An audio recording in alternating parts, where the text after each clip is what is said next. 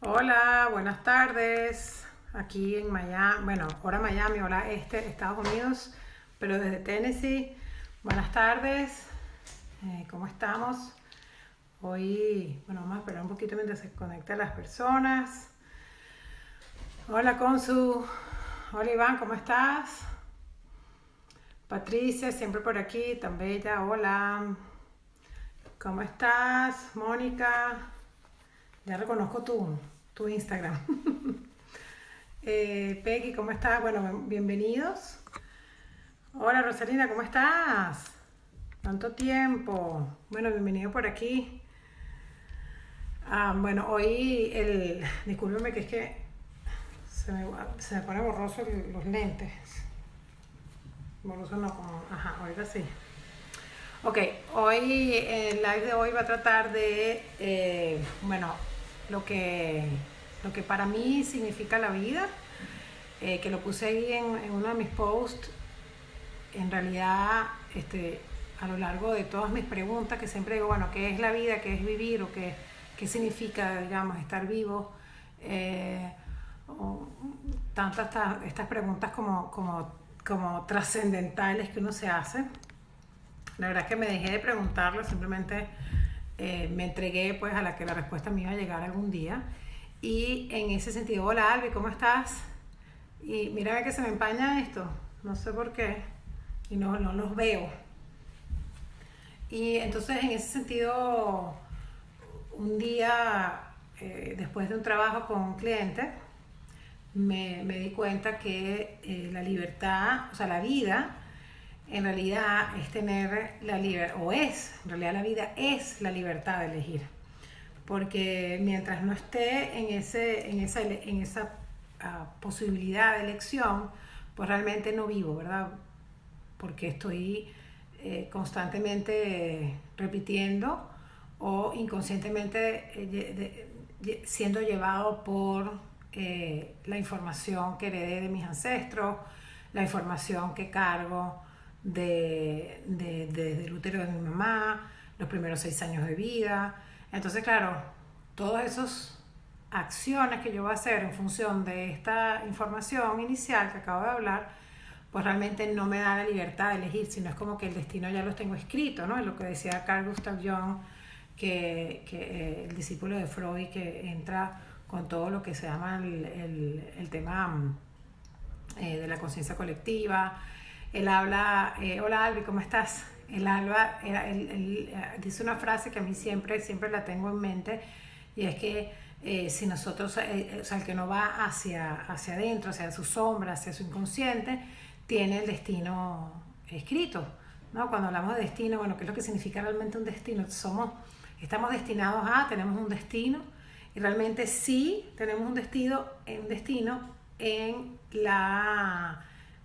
ya voy, Carolina, ¿qué dices? ¿Cuál es el inicio de la conversación? Estoy hablando de lo que significa la vida para mí, que fue después después que trabajé con un cliente, específicamente me vino la respuesta. Yo la estaba buscando, la estaba preguntando, y entonces estoy hablando que la vida para mí significa simplemente y sencillamente tener la libertad de poder elegir.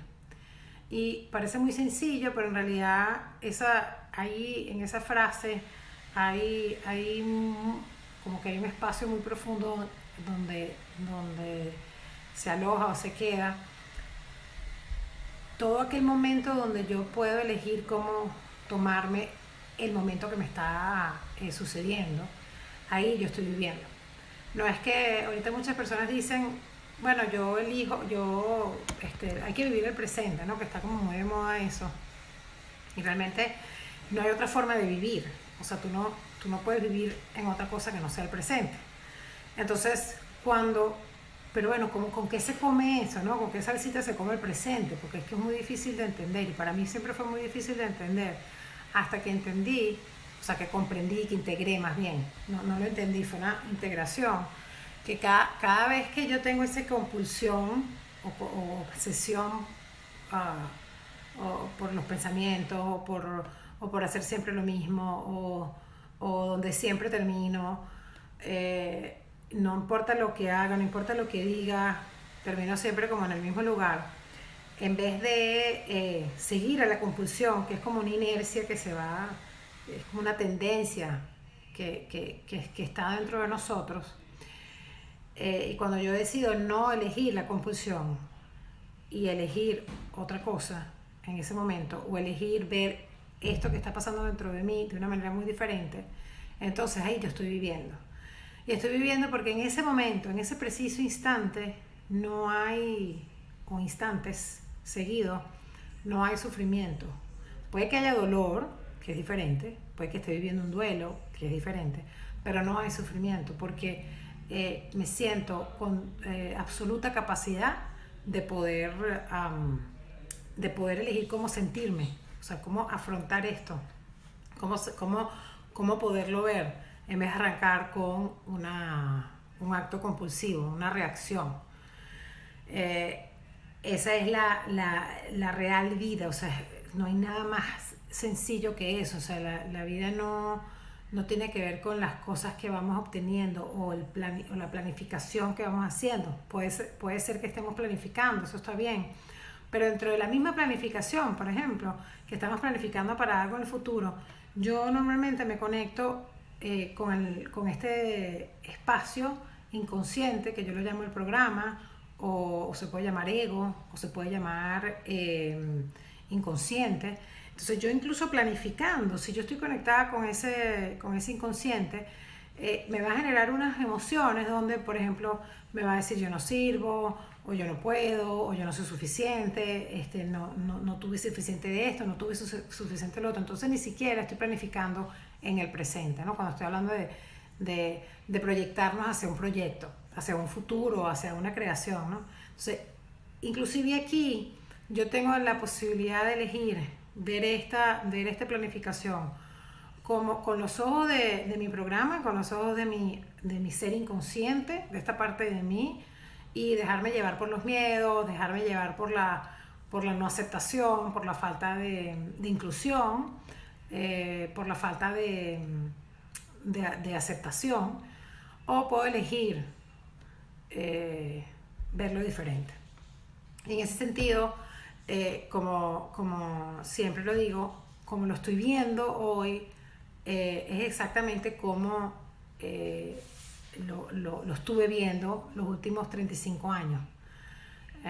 Y digo 35 años porque dentro de una investigación que hizo Joe Dispenza, que por supuesto se los recomiendo, tiene muchos libros, pero uno de sus últimos libros que se llama Becoming Superhuman, no sé si está en español, o no sé, siendo superhumano.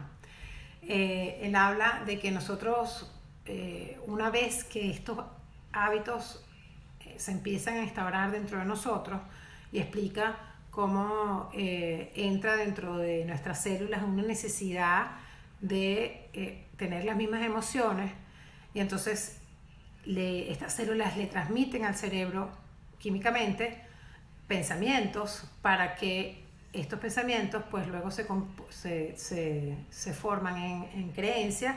Estas creencias generan un comportamiento, este comportamiento genera unas decisiones, estas decisiones generan unas acciones, estas acciones generan una experiencia, que luego esta experiencia va a generar estas emociones específicas. Y si son las mismas emociones todo el tiempo, basadas en la experiencia, basadas en las acciones, basadas en las decisiones, basadas en el comportamiento, basadas principalmente en la creencia, que fue donde se formó todo, entonces si yo tengo este ciclo durante los primeros 35 años de mi vida, después de los 35 años de vida, yo voy a actuar exactamente igual. Entonces, si lo que quiere, por supuesto que se puede cambiar, pero si yo no hago nada para que se cambie, ya como lo que creé los primeros 35 años de vida, de ahí voy a hacer exactamente igual, y voy a conseguir con los mismos obstáculos, con los mismos patrones. Voy entonces a creer que tengo una personalidad no sé, de que yo no lo puedo hacer, o una personalidad que yo soy, o sea, de sentirme sola, que yo soy, ¿cómo se llama esto? Tímido o tímida, que yo soy, que a mí no me gusta hablar en público. ¿Cuántas personas me llegan? Hola, ¿cómo estás? El día de Jules, ¿cómo están? Bueno, bienvenidos a los que se están incorporando ahorita. Estamos hablando de lo que significa la vida para mí, y que bueno, para mí significa es realmente la posibilidad, la libertad que tengo de poder elegir. Y eso, bueno, en realidad, ¿sabes? Eso tiene que ver con el libre albedrío y yo lo tenía consciente desde el punto, inconsciente ahí. Tú sabes que uno lee, te dice libre albedrío, tenemos libre albedrío, pero yo no entendía qué significaba libre albedrío. Eh, y cuando lo integro realmente dentro de mí, ya entiendo qué es lo que significa. Hola Mariana Castro, ¿cómo estás? Bueno, entonces ahí lo integro y cuando lo integro decido compartirlo porque lo puedo entender. O sea, ya no es que lo leí, que el libre albedrío es que el ser humano tiene libre albedrío, sí, pero ¿cuánto de ese libre albedrío ejercemos? Bueno, los estudios dicen que nada más un 5% y a veces ni eso, depende de cuán atrapado esté. Entonces, y hablando de lo que significa estar atrapado, cada vez que yo estoy atrapado o cada vez que me siento atrapado, estancado, es porque estoy, digamos, viviendo en esos muros que yo creé de protección. Y esos muros de protección luego se convierten en mi propia prisión. Entonces, por ejemplo, hoy hablaba con alguien específicamente que era increíble, ¿no? La palabra, las dos nos salió, una clienta, las dos, pues nos salió la misma palabra como, wow, qué increíble, qué conexión hay. Cuando hablábamos de que su programa, esta acción inconsciente de desprotección, estaba todo el tiempo o sea, olía a desprotección, ¿no? Entonces cuando vamos y preguntamos, bueno, ¿quién estuvo desprotegido? ¿Quién estuvo solo? Y entonces efectivamente me dice, bueno, mi mamá se sintió sola, mi papá también, fue abandonado, por un lado, por el otro lado no lo reconocieron. Entonces esa desprotección